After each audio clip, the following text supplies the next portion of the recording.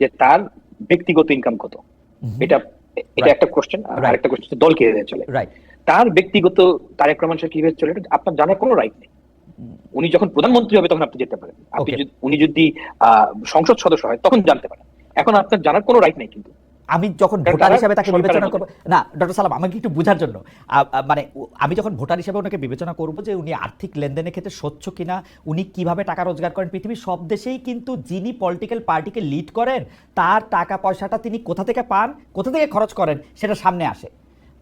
এইটাকে আমি তারেক Yes, সাহেব এটা আপনি জানতে যদি পারবো আমাকে না? পছন্দ না হয় আপনি আমাকে ভোট দিবেন না। নেতা রাষ্ট্রীয় পদে ছিলেন না, তাই আয় জানানো জরুরি না। এই যুক্তি শুধু বিভ্রান্তিকর না, এটা গণতন্ত্রের মূলে কুঠারাঘাত করা। তো ফাহাম বলছে যে নির্বাচিত হওয়ার পরে জনগণ জানতে চাইতে পারে, তার আয়ের উৎস জানাতে বাধ্য না, আপনি চাইলে ভোট দেন না। এই কথাগুলো শুনতে নিরীহ লাগলেও বাস্তবে এগুলোর মধ্যে গণতন্ত্র, স্বচ্ছতা, জবাবদিহিতার বিরুদ্ধে একটা ভয়ঙ্কর চক্রান্ত লুকে আছে।